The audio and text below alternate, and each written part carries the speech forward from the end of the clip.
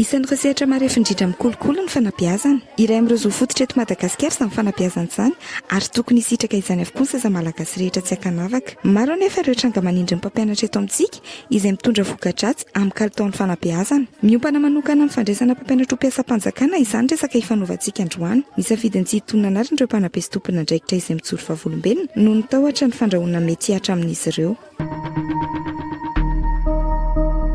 Ndeha ataontsika hoe bako ny solona narandray amin'ireo vavolombelona. Bako dia mpampianatra frama amin'ny EPP iray ao Fianaratsoa. 9 izy ireo mpampianatra sy mpiasa-panjakana ary vehivavy no ankamaroany. Misy amin'izy ireo no efa nampianatra 10 taona ary miandry fatratra ny azo ifanarahana eny anivon'ny Cisco ao Fianaratsoa. Misy fampanantenana mantsisa taona fa hisy ifanarahana amin'ny fandraisana azy ireo mpiasa-panjakana saingy diso anantenana foana. Miverina indray izany fanantenana izany rehefa misy fifidianana. Tsy miova ny fepetra takiana. Miankina amin'ny fanohanan'izy ireo ny kandidatan'ny fanjakana, ny ampidirana azy ireo na amin'ny fifidianana filoham-pirenena izany na solombavam-bahoaka na ny communal.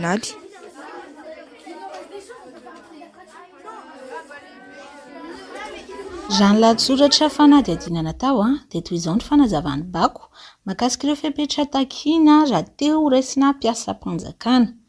Tamin'ny taona 2024 nagatahana izahay hanao fampelezan-kevitra ho an'ny filoha kandida Andry Rajoelina ary taty aoriana ho an'ny Marie Michel Saondry Malala tamin'ny fifidianana solombavam-bahoaka tamin'ny taona 2024. Miala maraina be izahay hanao propaganda, mitetika mihitsy terena anatrika fivoriana nefa tsy misy tambi-karama. Miala am-paosy avokoa ny volana tanterahana izany rehetra izany. Indraindray aza tsy mampianatra mihitsy satria voaraikitra an-tsoratra ny fahatongavanay amin'ny fanatrihana izay propaganda izay.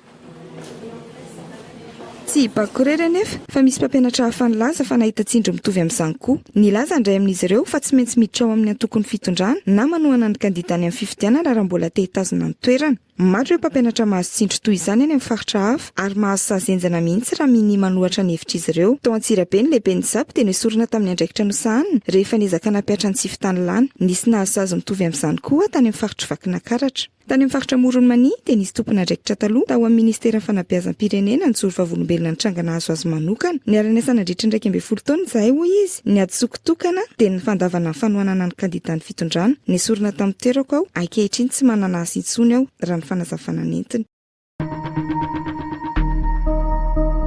Any amin'ny Cisco Fianaratsoa voalohany, 17 ireo mpampianatra ENF miisa 10 no nahazo fifanarahana tao aorian'ny 5 taona niasana. Ny 40 ambiny kosa dia mbola miandry na dia efa nisy niasa 10 taona mahery azy. Tsy noho ny mari-pahaizana nandraisana azy 17 fa noho ny fametrahana masotsivana politika. Araka ny fijoroana vavolombelona dia nandray anjara tamin'ny fampelezan-kevitra politika izy ireo ary nampanaterana fifanarahana rehefa voafidy ho solombavam-bahoaka ny ministra ny fanabeazam-pirenena. Raha ny tokony ho izy mantsy dia miankina amin'ny fehim-potoana nampianarana na ny atsoantsika hoe ancienneté sy ny mari-pahaizana no andraisana azy ireo mpiasa-panjakana ka na samy manana mari-pahaizana mitovy aza dia tokony izay efa nampianatra teo aloha nandritry ny fehim-potoana lavalava no raisina mialohan'ireo aty aoriana. Ankoatran'izay tsindry mety mahazo dia misy koa ny favoritisme amin'ny fizarana ny toeram-piasan'ireo mpampianatra satria ao ireo misafidy toerana iasana na lieu d'affectation nefa tsy mbola nampianatra herintaona akory araka ny fanazavana ao anaty lahatsoratra.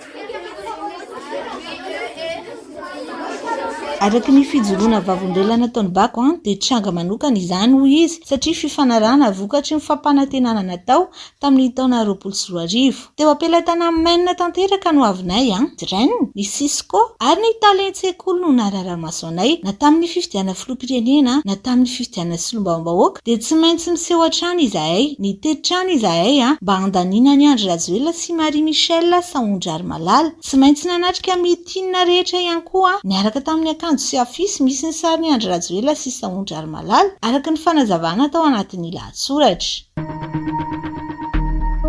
Tamin'ny taona 2024 nirogatra teny anaty tambajotra sosiala ny fitakian'ireo mpianatry ny ENS sy CRINFP ary koa ireo mpampianatra FRAM nangataka ny anovan'ny satan'izy ireo saingy tamin'ny volana aogositra 2024 ny ministra Saondry Malala Marie Michel dia nanambara fa mijanona tanteraka ny fandraisana mpampianatra FRAM amin'ny fikasana hanatsarana ny kalitaon'ny fanabeazana. Marihana fa ny atoboka ny taona 2024 ny fandraisana mpampianatra FRAM ary tokony haritra 7 taona izany raha araka ny torolalàn'ny Banky Mondiale. Araka ny fanazavana dia miisa 7 alina izy ireo ary iray alina amin'izy ireo no tokony azo fifanarahana isa-taona mandritra izay 7 taona izay. Ny atony taona 2024 ny fanofanana mpampianatra framina ary mbola anarivo ny tsy nahazo fifanarahana noho ny masotsivana politika. Nisy fanantenana indray nefa izy ireo rehefa nambara ministry ny fanabeazana fa izy 404 alina mpampianatra hovidiana ao anatin'ny 3 taona, 3,000 amin'ny taona 524, 9,000 amin'ny 424 ary mitoya amin'ny taona manaraka izany. Na izany aiza nefa dia maro no misalasala satria tsy mazava ny loharano tetebola ary tsy voafaritra tsara raha tena mpampianatra avy any an-tsekoly tokoa no hovidiana sa misy politika sy kolokolo manafina ao ambadika. Raha mijery tetebola natokana ho an'ny ministera ny fanabeazana mantsy dia tsikaritra fa tsy dia nisy fiakarana mazava ny taona 424 sy ny taona 524.